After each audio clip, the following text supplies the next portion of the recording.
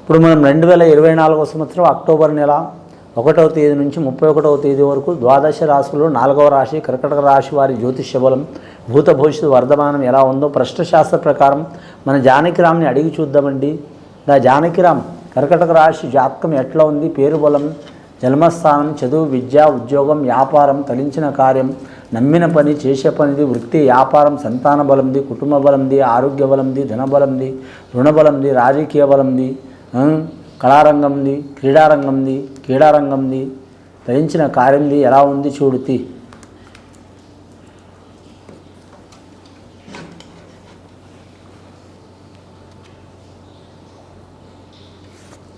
కర్కటక రాశి వారి జాతకంలో చెప్పాలంటే మాత్రం కరెక్ట్ మురళీకృష్ణుడు వచ్చిండు, చిన్ని కృష్ణుడు వచ్చిండండి. అలాగే భక్తాంజనేయ స్వామి వచ్చిండు.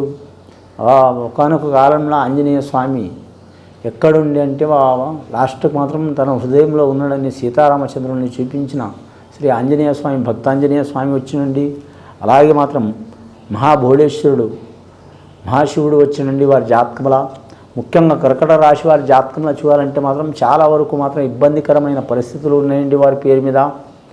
వారి జాతకంలో నవగ్రహాల్లో చూడాలంటే వారికి మాత్రం 7 గ్రహాలు బాగలేవండి, 2 గ్రహాలు మంచిగా ఉన్నాయండి.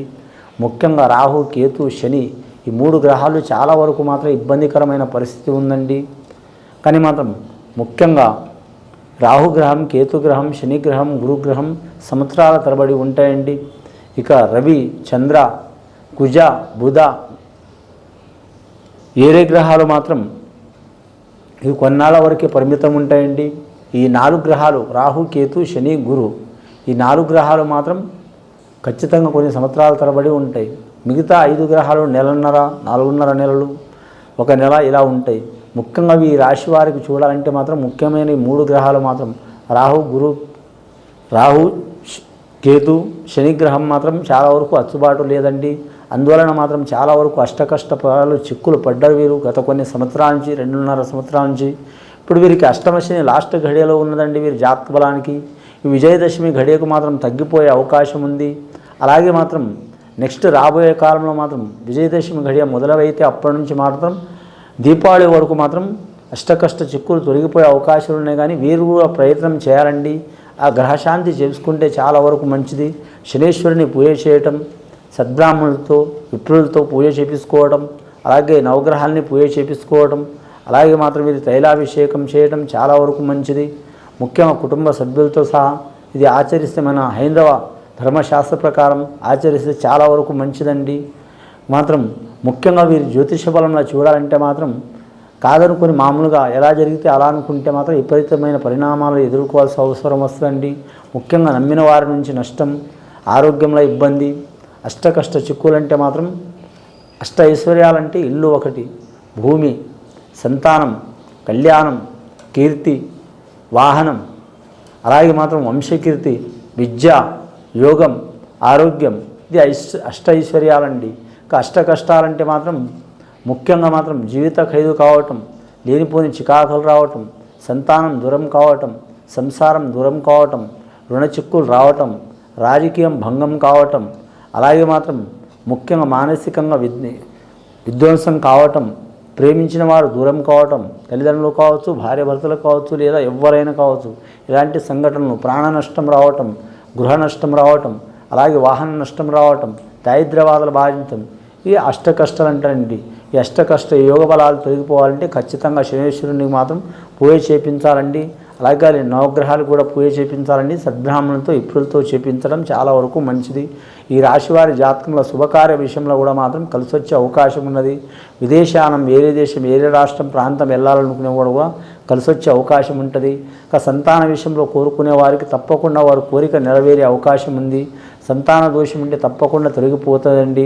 అలాగే రాజకీయ రంగం వారికి విపరీతమైన చిక్కులు తప్పవండి. వారి జాతక బలం మీద నిందలు, నిందలు వచ్చే అవకాశాలు ఉన్నాయి. చంద్రుడికి, కృష్ణుడికి, శివుడికి, భగవంతులకు, దేవుళ్ళకి నిందలు తప్పలేదండి. ఏ రాశి వారైనా సరే నిందలు తప్పవండి. చాలా జాగ్రత్తగా ఉండాలి. ఇక వీరి జాతకంలో చూడాలంటే మాత్రం అన్ని గ్రహ యోగ బలంలో చూడాలంటే మాత్రం వీరికి ముఖ్యంగా గురుగ్రహం బాగుంది కాబట్టి వీరికి ఎక్కడ పోయినా గురుగ్రహం అనుకూలత ఉంటే దైవం వెంట ఉన్నట్టే. ఎన్ని కష్టాలు వచ్చినా మాత్రం ఆ దైవబలం వీరికి సహకారం ఉంటుంది. అలాగే వీరి ఆత్మవిశ్వాసం కూడా మాత్రం చాలా ఉంటే మాత్రం తిరుగుండదు వీరి జాతక బలానికి. చంద్రమహారదశ జాతకం కాబట్టి ఆలోచన శక్తి చాలా ఉంటుంది వీరి పేరు మీద. కానీ లక్కీ నెంబర్ 2 వస్తుందండి వీరికి. అలాగే 20వ తేదీకి, 2వ తేదీకి, 11వ తేదీకి సోమవార ఘడియలో పుట్టిన వారికి చాలా వరకు శుభకరం ఉంటుందండి. అలాగే వీరి జ్యోతిష బలంలో మాత్రం అన్ని వారాల్లో మంచిదే. వీరికి ఏ వారం అంటూ నష్టం కాదండి. అలాగే వీరి జ్యోతిషంలో అమాస కూడిన సోమవారం, అమాస కూడిన మంగళవారం, అలాగే పౌర్ణమి కూడిన సోమవారం వీరికి కలిసి వచ్చే అవకాశం లేదు. కానీ వాస్తు ప్రకారం లేని ఇంట్లో ఉన్నవారు మాత్రం వాస్తు సరి చేసుకోవడం మంచిది, లేదా మాత్రం ఇతర గృహం మారటం మంచిది. అది సొంత గృహం వారైనా సరే, కిరాయి గృహం ఉన్నవారైనా సరే. సొంత గృహం వారైతే 100కి 100% ఫలితాలు ఉంటాయండి. కిరాయికి ఉన్నవారైతే మాత్రం అంటే బాడుగు ఉన్నవారు, లీజుకు ఉన్నవారు 50% ఉంటుంది. వెండి బంగారం కలిసి రాదండి వీరి పేరు మీద. వస్త్రం కలిసి వస్తుంది, వాహనం కలిసి వస్తుంది.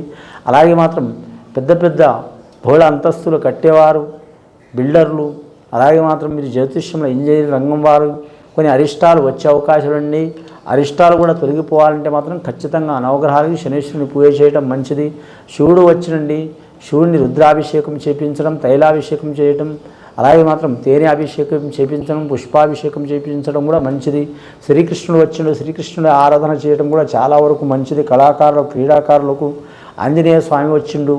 మనకు సర్వ బాధలు, చిక్కులు, చికాకులు, అలాగే మానసిక ఒత్తిడి, ఒక లేనిపోని భూత ప్రేత విశాష బాధలు ఉన్నాయని ఉన్నవారికి ఆంజనేయ స్వామిని పూజ చేయటం చాలా మంచిది. కానీ హనుమాన్ చాలీసా చదవటం చాలా మంచిది. పంచముఖి ఆంజనేయ స్వామిని 5 మంగళవారాలు దర్శనం చేయడం చాలా వరకు మంచిది. అలాగే కాషాయ వస్త్రధారణ తొడగటం కూడా చాలా వరకు మంచిది వారి పేరు మీద. ముఖ్యంగా నమ్ముకున్న పని జయమయ్యే అవకాశం ఉంది. పెద్దల ఆస్తి తగాదాలు ఉన్నవారు కూడా తొలగిపోయే అవకాశాలు ఉన్నాయి.